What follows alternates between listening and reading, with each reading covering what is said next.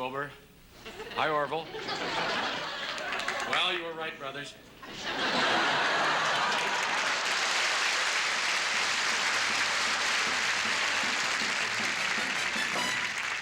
I'm ready. Boy, am I ready.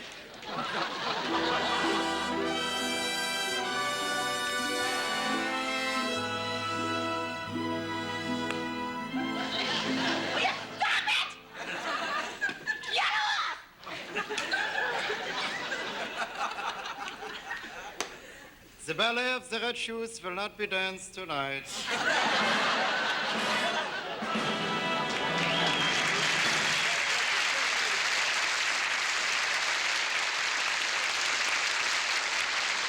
got this one, too. I'm in a submarine. Tim, I think we've died enough. Hit it, Pete! With a pow, pow, and a bang, bang, bang, and a take that look and ah. With a wham, bam, and a look out, Sam, and a no, no, ah. With a pow, pow, and a bang, bang, bang, and a dart, aha,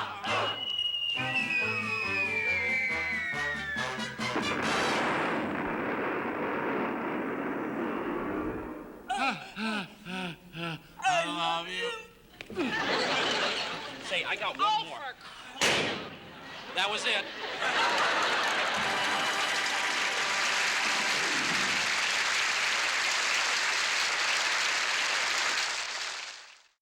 Thank you. Be sure and be with us next week when our guests will be Edie Gourmet, you know her, and Paul Sand. And remember, all of us need to practice better environmental habits to ensure a clean and better world. I'm so glad we had this time. Hey, Carol, we were talking together. back there. The only thing you think about is laughs. Oh, we did. Just to have a laugh or sing a song. Seems we just get started, and before you know it, comes the time we have to say so long. Good night.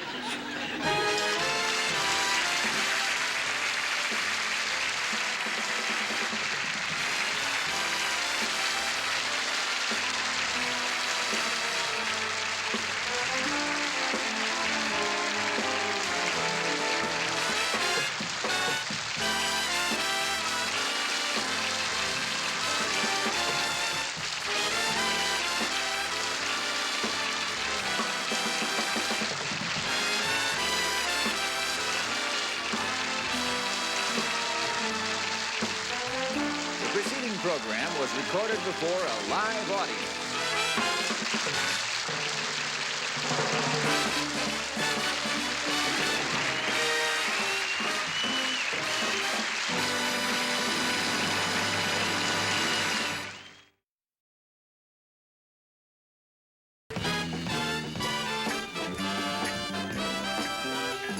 I can't go to the Rock Palace, even in that beautiful carriage.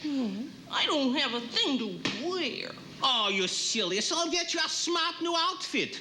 Get you a nice dress with a stole, pumps, and a matching handbag. No good. No, I want something hip. All right. If that's what you want, that's what you'll get.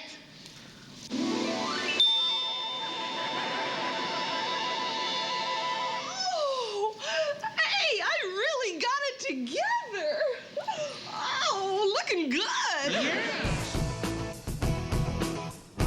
For me, as a young kid wanting to be a designer, nobody had more fun than I did doing that kind of a show, a weekly show like that, where we could be glamorous one moment, horrible the next, you know, I mean, it was just crazy. It was crazy and I loved it. There's nothing that Bob could have done that would have ever shocked me or, I mean, I just thought he was a genius. You would take this tourist over me? Take away her glitter, her jewels, her beauty. And what have you got? You! Too rough. I just remember always feeling either very funny or very beautiful. To be on the Carol Burnett show wearing a Bob Mackie gown that was all wall-to-wall sequins, and the sequins were done in copper. It was just extraordinary. I thought it was a spectacular gown. He designed not just her costumes, the entire show costumes. Every week, he designed everyone, from the dancers to the secondary actors to the lead actors, for all the sketches, for all the numbers. He designed them all. He's an amazing guy. We made a lot of costumes. They brought me my costume, which was, it had legs up to here and low cut here and feathers and all that. Well, they said, we didn't know you had legs. Well, why would you know I had legs? I was either in slacks or I was in something down to here. So it was kind of fun to have somebody, well, Betty, your legs. And I said, oh no, but I was thrilled inside. I was just thrilled. I even surprised my husband. He kind of liked that outfit too. Oh, Jenny, here's the costume changes you wanted for the third act. Oh, raise that hem. Right. Fix that sash. Tear this off. It sticks. Hey, you, come back here. And what's so great about this DVD is people will get to see her outfits and also not only her costumes as characters amazing, but when she does her Q&A, her dresses are amazing. Where did I get the dress? At White Front. They have a set. Great things. Hurry, though. There are only about 75 of these left. No, they're made for us by Bob Mackie. Carol's like that lovely lady next door that you like, you know, and so even in evening clothes, she's got to still be that same person. And she, in the beginning, she just, I don't know what to do with my hands. So most of her dresses, anything that wasn't really tight, had pockets. So she'd use it, put her hands in her pockets and seem more casual. And she became very comfortable getting dressed up. That became, in the beginning, she was quite uncomfortable with that because that wasn't part of her old image. All your gowns have pockets in it. Why is that? All my gowns have pockets. You do notice, because I never know what to do with my hands, and I'm always much more comfortable when I ask Bob Mackie, who designs the clothes, I said, would you give me some pockets, you know, because I don't know, because it's difficult, you know, you get these appendages, so sometimes I just stand here and talk.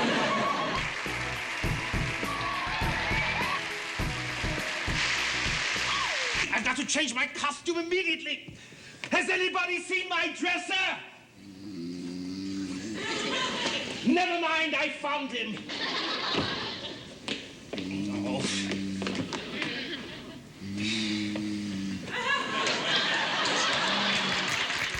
We would tape our last taping, and I was there always to check everybody and make sure they got it all on right and whatever. We would do it on Friday nights, and after we would tape an afternoon show and a nighttime show, and then they would take the best from both when they edited. About in between those two shows, someone would deliver me next week's script. And I never knew what was going to be in those scripts. I never had any idea because I was too busy trying to get this week done. And I would quickly go through it, you know, just to kind of see what the descriptions were. And I'd have a little short meeting with Ernie Flatt, the choreographer, and he would say, oh, I have ideas, I want to do this, this, and this. And sometimes I would go, oh, okay, I'll do that.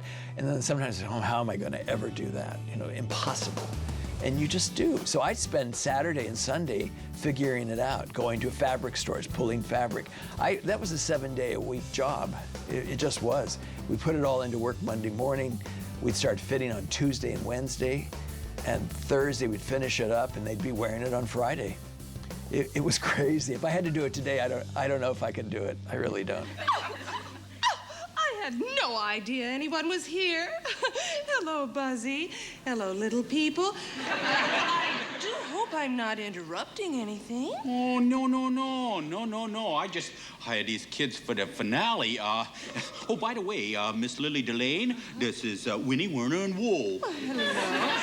Tell me, Buzzy, by any chance are these charming people responsible for that lovely little song I heard backstage? These finales were really musical, brilliant pieces of writing and executed so beautifully because of the costumes that Bob would design. I couldn't wait to see what he would have us all in for some of these finales. When we did the Cole Porter one that took place in Louis XIV palace, and Tim, you were musical. You came in and blew the trumpet, I remember. That's right.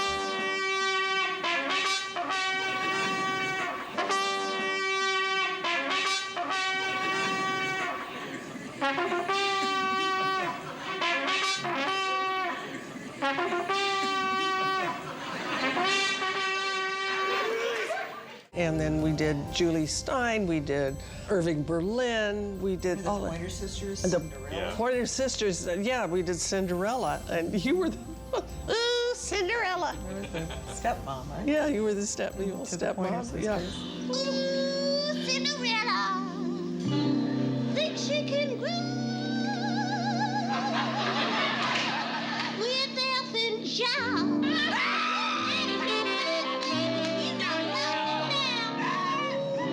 Ooh, Cinderella, think she can grow with Elfin John.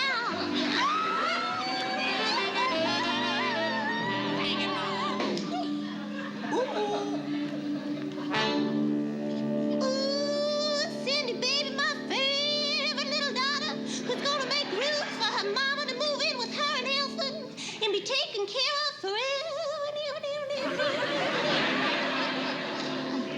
Cindy, baby, is getting it on.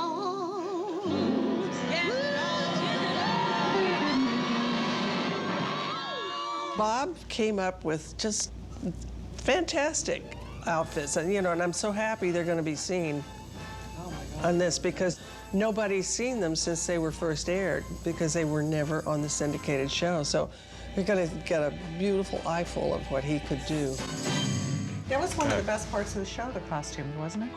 Finding out what Bob was going to dress you in. There's so many great characters. One of my favorites was Nora Desmond, and didn't Bob Mackie dress her up? She loved the Bob Mackie drag because it gave her a character. The first time we did it, I tried to make her look as much like Gloria Swanson, but a little crazier, if that was possible. I don't know.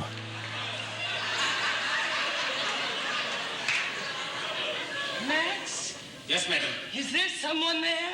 Yes, madam. Good.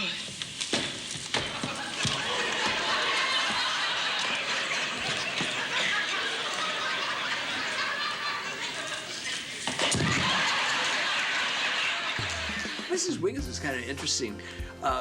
Mrs. Wiggins, the dim-witted secretary who was just doing her nails all the time, and the skirt that was too tight, and the high heels, and you know, we were doing the show out of CBS, and there were always secretaries around there that kind of reminded us of Mrs. Wiggins. But Mrs. Wiggins originally was written, and I believe that sketch was written by Tim. He came up with the idea for the whole thing, and she was an old lady. Carol loved the character.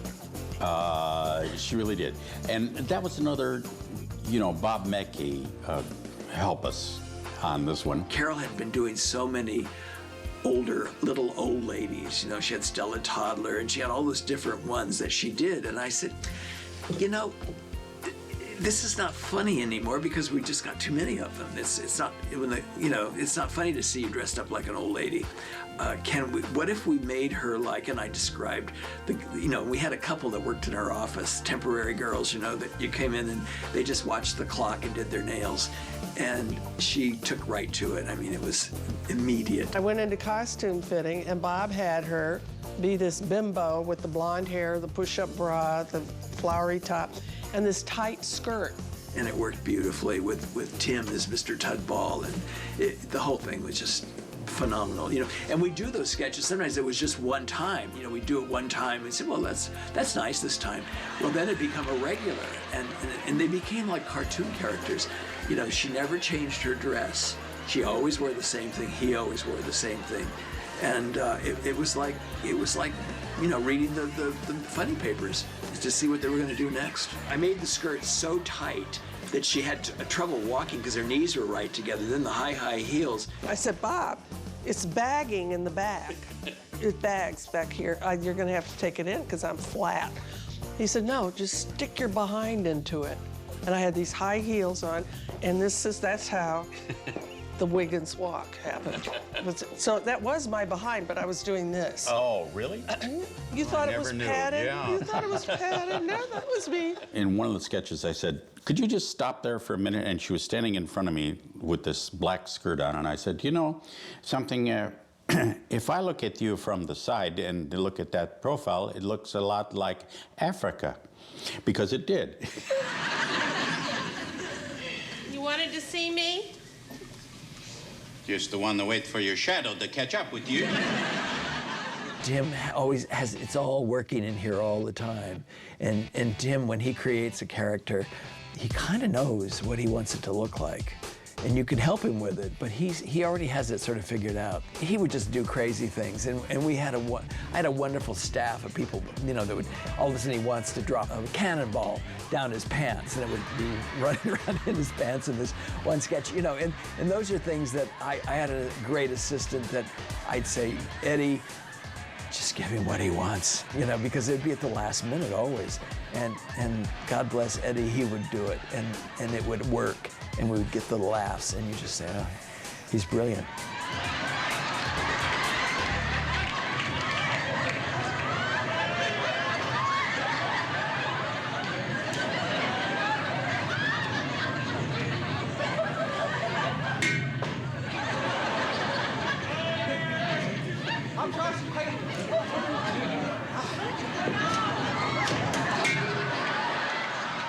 Ellen was very rich and never wore anything but beige.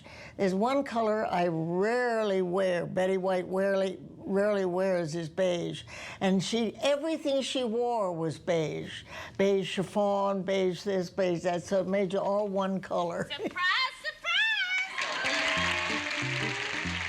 Well, Eunice, again, we thought we were going to do this once. This character was going to be once, and Eunice had an old 1930s dress on that I found in the secondhand store that was barely holding together.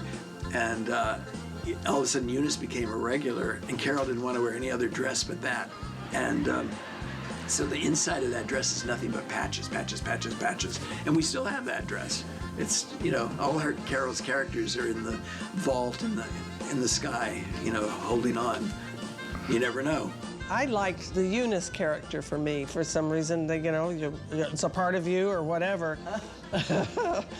She appealed to me, and I think we were going to hire some older woman or something. You always told me they wrote Mama for you, and that you were going to get a guest star to play Eunice, but Either way, and then when I said I want to be Eunice, they thought they'd get a guest star to play Mama, and it was only going to be one time, one sketch. And it was Bob, I think, Mackey, who said, well, let's just, Vicky. Let's make Vicky the old lady. The old lady, and he put you in that wig and the whole thing, and you jutted your chin out, and you were Mama. We changed Mama's dress, although it was always the same kind of dress. We had to change it because at one point, Vicky became pregnant. And so Mama kept getting bigger and bigger, so her dress didn't fit anymore. So I had my little trick with Vicky when she was pregnant. I think I don't know if we did 1 or 2 pregnancies with her. Anyway, we would just keep patting the bosom out bigger and bigger, so it was bigger than the stomach. And so Mama got very full at one point. And then the next season, she was down where she belonged. I tell the story all the time about him, that he built Mama into a slip, so it's all padded, but you can just step into it and zip it on, and it's got the lace trim around the bottom, and it's, you know, that body, the butt and the boobs, and then the very simple little polyester frock, and the gray wig and the round glasses, and he's just meticulous about all of it. The Barbara Bush pearls. The only thing I did to contribute to the outfit at all was to mush the socks down, because that reminded me of my grandma, who used to wear those knee highs, but they were always wrinkled. And the wonderfully comfortable shoes. He handed me a purse, and he threw a sweater over my shoulders. And when he stepped aside and I looked in the mirror, I said, good Lord, I'm dysfunctional. She was just, it was there. There she was, come to life. Like, you can envision it in your head, but boy, once he puts you in the whole garb, it's like, oh my God, there she is. One of these days, they're gonna come over here and lock you up. Oh, lay off of me, will ya? You ain't playing with a full deck, Eunice. I think somebody blew your pilot light out.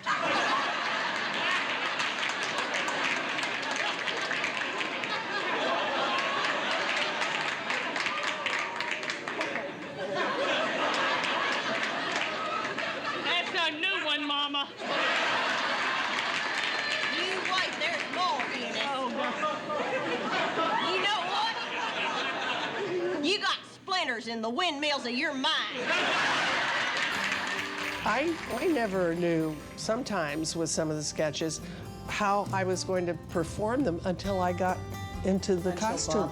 Until Bob gave me stuff to do.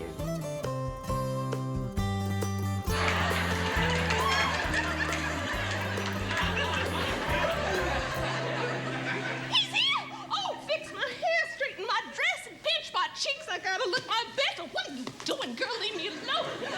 Bob Brashley is here. Oh, why, Brashley Wilkes. How good of you to come. Everybody had seen Gone with the Wind. Everybody read the book. And it was a very funny sketch to start with. It was a long sketch. It went, I think it had a commercial in the middle of it. Rat is coming to see us, and I don't want him to think we're poor. Well, Scarlett didn't. And so Vicky, as Sissy, says, I know what, you ought to hide behind the drapes. And then that gives me the idea. And I tear the draperies down and... Well, what's she doing that for? Never you mind. Now listen, when he gets here, you just keep him busy. You understand? Yes, sir. Because I got me a dress to make. Yes, sir. They had written that I just throw the draperies on me and just come down where it's just kind of sloppy. And, which, you know, wasn't that funny.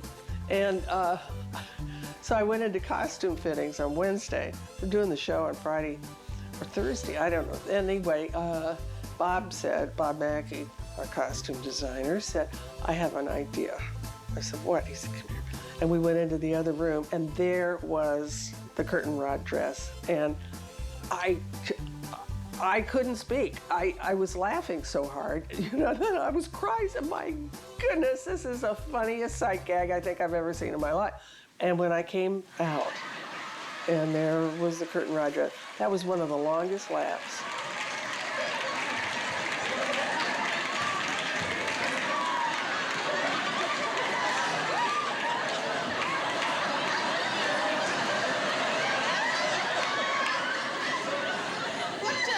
What brings you to Terra? You vixen, you. Starlet, I love you. That gown is gorgeous. Thank you. I saw it in the window and I just couldn't resist it.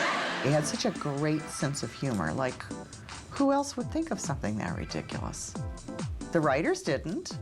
And it's become like this thing. I think it's going to be engraved on my tombstone that I created the curtain rod dress for Carol Burnett. And that was the genius of Bob Mackey.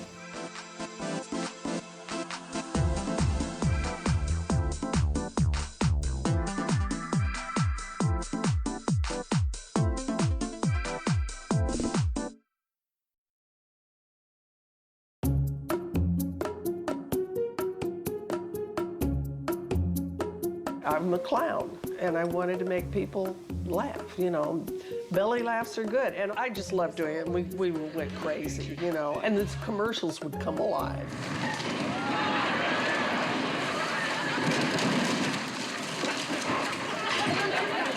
Hi, I'm Joe Gargiola, and it's cleanup time at your Dodger dealer. I mean, there's sketches in there that are as funny today as they were all those years ago. Hi, darling. How was Chicago? Okay, but this irregularity is killing me. Listen, think nothing of it, darling. Here, No, drink no, some no, of no, it. Just wait, drink no, it down. no, Yeah, no. you'll be fine. No, I mean the irregularity of the airline. My plane was 2 hours late. Uh-oh. We had the tidy bowl guy in the toilet, and I flushed him down the toilet at one point. Hi, I'm the man from Tidy Bowl. One of the first ones we did was where there was a, I forget the brand, but it was a washing machine, and the fist comes up, and of course I'm leaning over, you know, and I fall down, and I must have fallen down 1,000,000 times in our show, constantly falling down, and it's amazing. I never broke anything. You can be cleaning house, cheerful, happy, content. But when sinus headache strikes,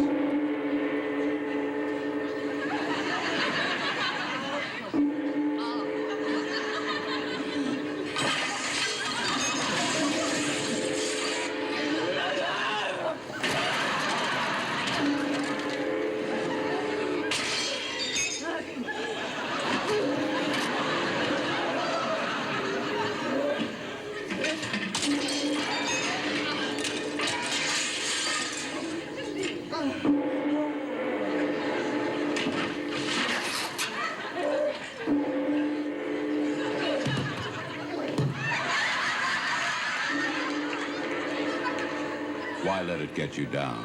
For those sinus headaches, take Sign-Off tablets.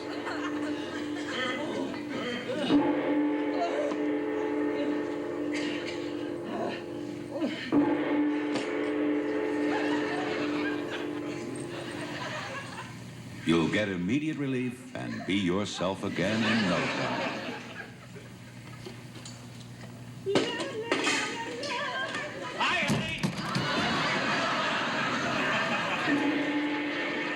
She did everything. She would do everything for a laugh, pratfalls, jump fall from things, and you watch all of those shows today, and they still hold up. They were funny. And she had a hysterical funny bone in her. She knew where the joke was. She knew how to react to somebody giving her a joke or playing a straight line. Oh, excuse me, madam. Come right over here. Now, which one of these 3 teaspoons of coffee looks the richest?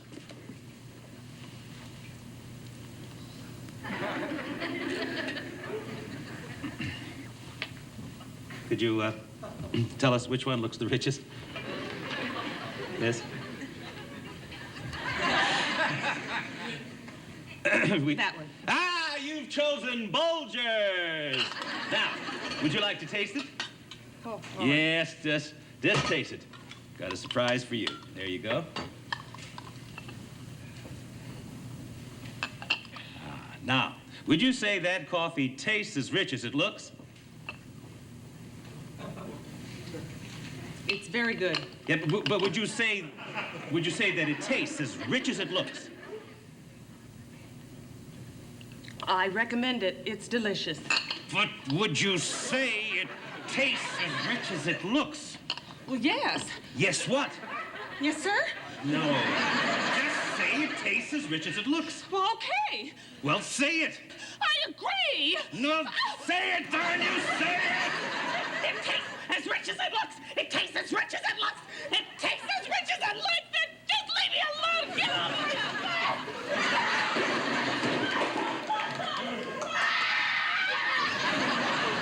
That was another unsolicited testimonial. I would often play straight to everybody, you know, Harvey, Vicky, Lyle, Tim.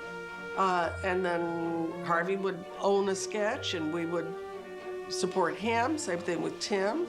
And then if I was gonna be the main character in a sketch, they would be supporting me. So it truly was a rep company. Mrs. Phyllis Ackerman of Richfield, Connecticut. You've been a housewife for 24 years, haven't you? Yes.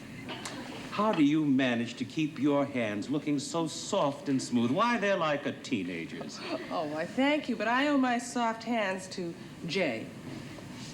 Yes, Jay, the household detergent that's milder than mild. No, not that Jay. Jay! I remember if one of us was funny, particularly funny, and you weren't in the sketch, you'd be the first person out of your dressing room on the side of the stage helping to lead the laughter. Margarine. Butter. Margarine. Butter. Margarine. Butter. Will you stop it? I can't stand the constant bickering. Every morning it's the same thing with you two. Butter, margarine, butter, margarine. Look at it up to here. I can't take it anymore. Oh, no. I've been shot. Stabbed. She made her guests so comfortable and gave them lines that she said, oh, I think it'd be better coming from Rock Hudson or from Steve Lawrence or from whoever the guest was, you know. So she was a tremendous showwoman. Who are you?